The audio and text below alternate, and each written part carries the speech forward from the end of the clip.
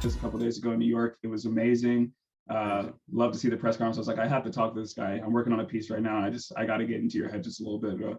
Where, of course. Yeah. So I want to start off. I just want to ask, like, what is your, for people who may not know, what's your connection to the source material, to DMX, to this documentary? How did it all get started? Long story, kind of shorter. I used to work at Mass Appeal, which is a production company that Nas owns rather. And I worked in development. I was working in development at the time. And so over the course of that job, you got to pitch stories and develop other people's. So I had heard that DMX was coming around the office at some point, and I was in the future. And I also knew he was going to go to jail pretty soon. And this was at the end of 17. Yeah. So, or no, early 18. And so I wrote a deck and a treatment for a DMX documentary. And unfortunately, he got locked up the night he did visit the office. So I didn't get a chance to meet him. But I did become friends with his manager, and he got locked up in January of 2018. And over the course of a year, Pat, the manager, and I were trying to get into the jail and have a conversation with him, but it just didn't work out because of the feds and whatnot. The impetus for the story, I should say, to go back a little bit, was I've always been a fan, but I also found that he's one of those figures in life who I personally thought his narrative has sort of been defined by others and the media, and I wanted to see like who the real Earl was, and I think he's an interesting person that's multidimensional, and I think that the way he often is represented at this point in his career was sort of reductive. So it's an underdog type situation. So he got locked up, and when we found out he was getting out in early 19, we found the date. I grabbed like two other guys from the office, and we hit up Pat, the manager, and we drove down to West Virginia, where he was being held at FCI Gilmer. And so that scene at the beginning when he comes down, he's like, hey, like, what's up? He's like, you guys ain't fucking around. Like, that's the first time I met him. Oh, wow. Yeah, like I had not met him at all. And so I jumped in the car in this caravan of Suburbans. In the next 72 hours, we drove up to New York from the mountains of West Virginia. And we got to know each other a little bit during that time. And that's sort of what started the whole process. It is what started the whole process. Yeah, cool. So like you mentioned, that you started off as a fan, and what I really liked about the way you directed this was there was a lot of fan interaction and a lot of emphasis on community, which I agree. I don't think we saw a lot of during his career. I don't think we saw a lot of DMX's influence on his hometown and just the rap community in general. So like, was that always the plan when you were directing it, just to sort of show a little more of his communal side? It wasn't. I mean, we didn't really have that as a plan. It was most everything. Not everything was kind of organically happened, and as the narrative sort of unfolded, that's when I started piecing together what things could be important. So when we were on tour early on in that year, I saw that fan interaction, and I got to understand what people see in him and what how he sees fans on a different level than I think a lot of different artists, hip hop and otherwise. Why people are bawling in the front, why when he does the prayer, everyone's holding hands. And in talking to him and just observing him, that guided sort of other decisions. He was going to go to the projects one day, and I was like, this is important because I think this is something he's going to do. He does, and let's document that. But it wasn't intentional. Like me and Earl had a conversation very early on that we were going to do this like sort of warts and all, and I wasn't going to lie to him, but I wasn't going to shy from showing like everything, and he was like down for it. Right. Was there anything that you had to cut for time's sakes or just for narrative's sake that you wish you could have kept in? Dude, like, it's so much they killed during this process. Is like, yeah, there's just so many moments that you got to pick the ones that are sort of duplicates of something you've seen before. Yeah. Like having fun, like all the places we went and had a bunch of fun. It's like hard to pick just, all right, this is going to be representative of this aspect of his life. Right. Being in like a dive bar in White Plains playing pool. Right. We had a million moments like that, and just like fun times. Mm. What was it like talking to his family? Because there's a lot of moments where we get to see him interact with his family, with his children, his ex-wives, and it's really it kind of connects to that side of DMX we don't really get to see a lot of in the public sense. I mean, it was illuminating. You really got a sense of understanding the support and the love and that those bonds are, even with some of the estrangements at certain times, with his ex-wife Tashira, and they like, it was interesting seeing like a love that's that strong, even though they're separated and they go through things, and it helps you understand Earl a little bit more into having those conversations with someone like Tashira's ex-wife or Desiree, who was his fiance. And it's just like I was saying to somebody earlier, it's just this big family that want to protect him and care about him so much, because he throughout his career been surrounded by a lot of vultures. Yeah. What was sorry, excuse me. I did want to talk about this one moment in the movie during the Rolling Loud Festival, I believe it was, if I'm not mistaken. What was that whole situation like? What was it like dealing with that? Like it got canceled, you guys had to drive away, and then like he gets the call, it's all of a sudden back on. That must have been It was kind of just, I mean, stressful.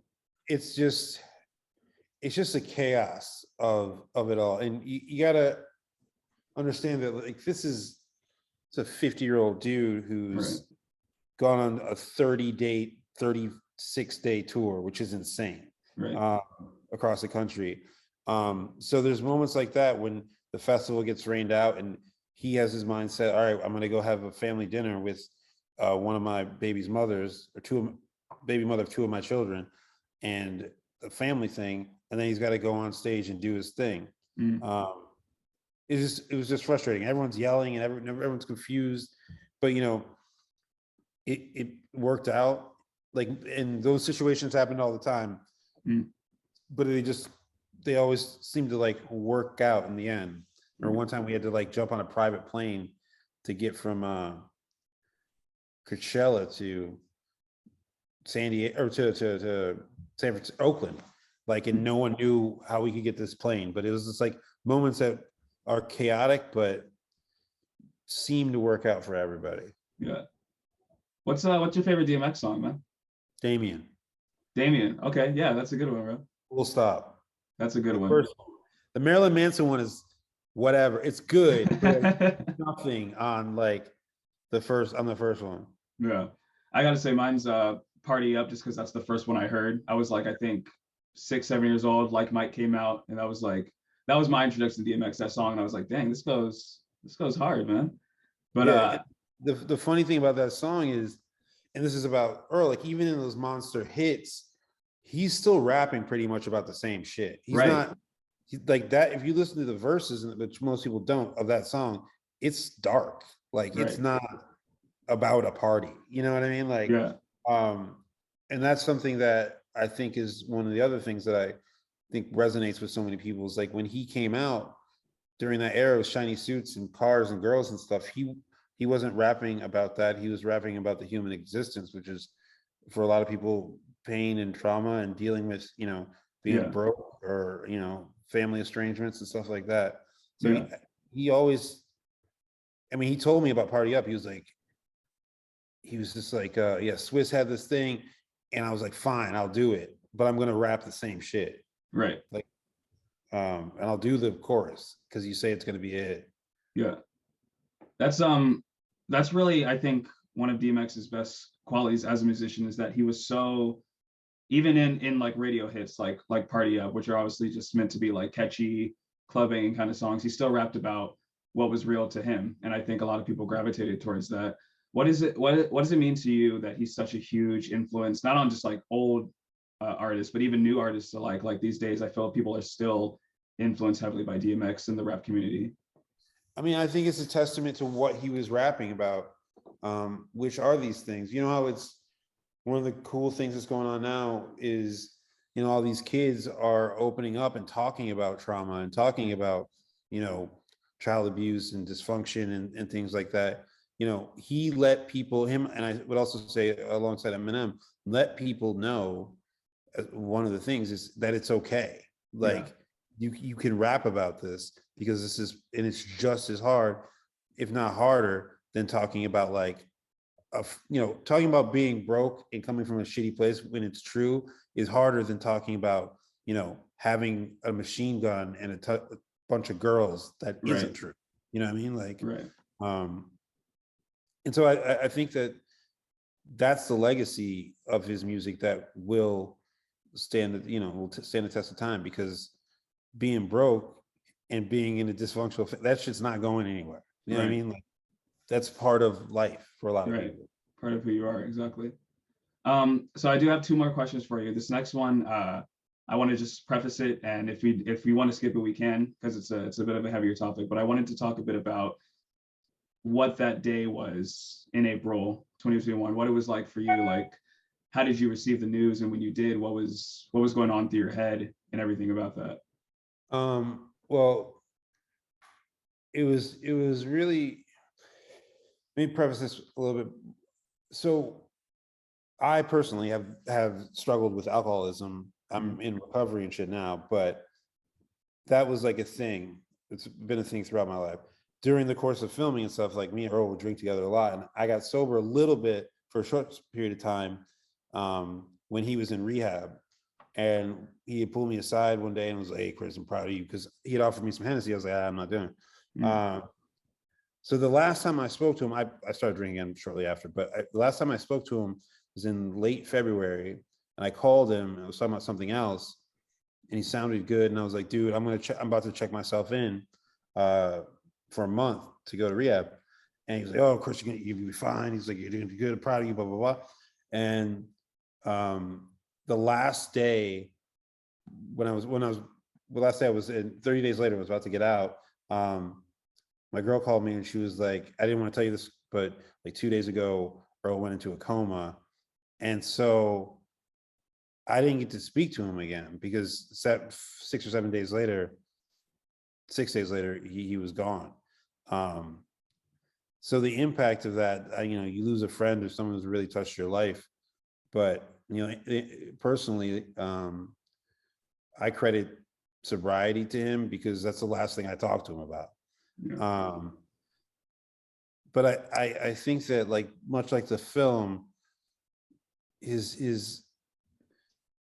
was just upset that he didn't have more time to give to other people, which is what he wanted.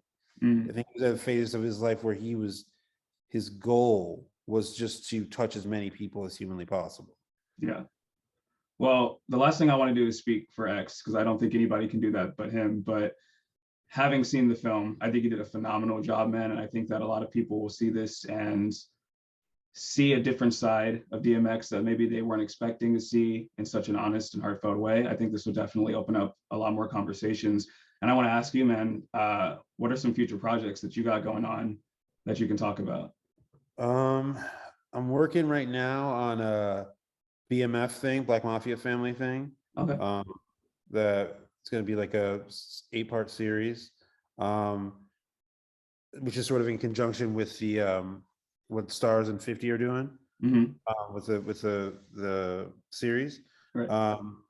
And then I'm just like trying to figure out what I really, really want to do next and see if I can pitch it to the right people and somebody will give me money. I hear you, man. If they want to give me any money, just to holler at me. What's your dream project? Like, what's something you've been racking your brain about recently? I have a very strong interest in municipal politics. Okay. The way that cities work. Yeah. And other stories that are sort of So I have this thing I've always wanted to do about Black mayors. Also other things along the lines of this project. It's like finding characters and fleshing them out, and just giving audiences a chance to see other sides of things, I guess. Okay. Whether that be through a person, whether that be politically, those are sort of my main interests. Cool, man. Well, I cannot wait to see what your name is attached to next, man. Thank you so much for taking your time out of your day and answering these questions for me, bro. Pop culture with a different perspective. Watch it on your screen, hit play, so check this.